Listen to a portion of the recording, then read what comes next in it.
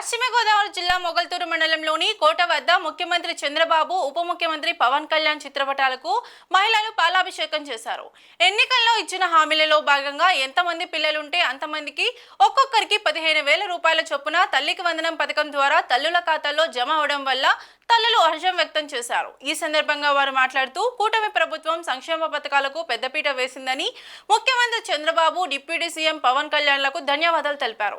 జై చంద్రబాబు, జై పవన్ కళ్యాణ్ అంటూ నినాదాలు చేశారు. ఈ కార్యక్రమంలో కూటమి నాయకులు, కార్యకర్తలు పాల్గొన్నారు.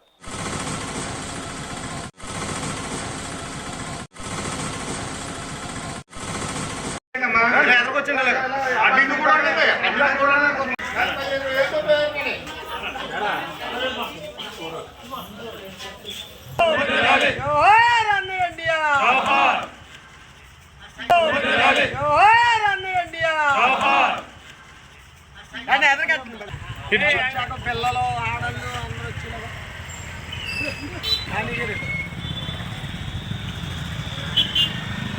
పిల్లలు ఆడళ్ళు అందరూ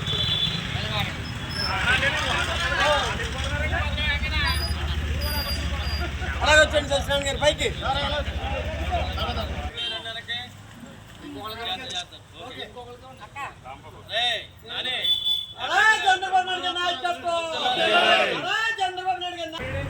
ఏంటి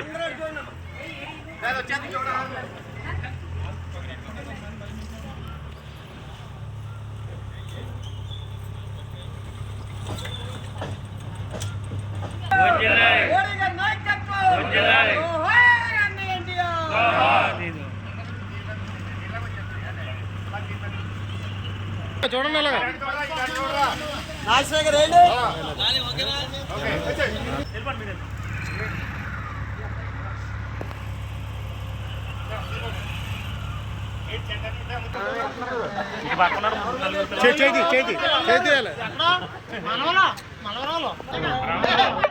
చూడరా సత్య చూడు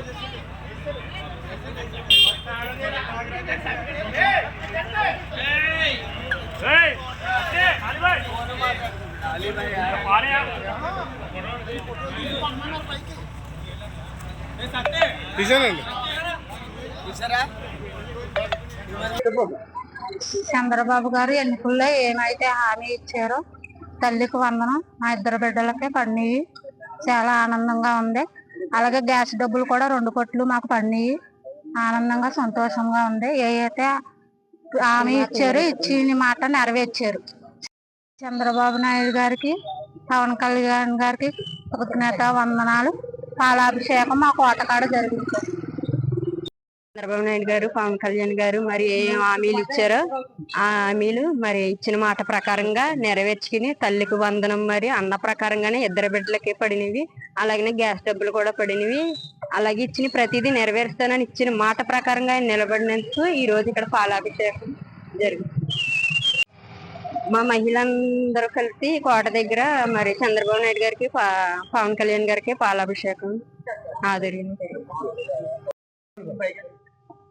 ఈరోజు కోట దగ్గర మహిళలందరూ కూడా చంద్రబాబు నాయుడు గారికి, పవన్ కళ్యాణ్ గారికి, అలాగే నరేంద్ర మోడీ గారికి అభినందనలు తెలియజేసి పాలాభిషేకం చేయాలనే ఉద్దేశంతో మమ్మల్ని అందరినీ ఇక్కడ పిలవటం జరిగింది.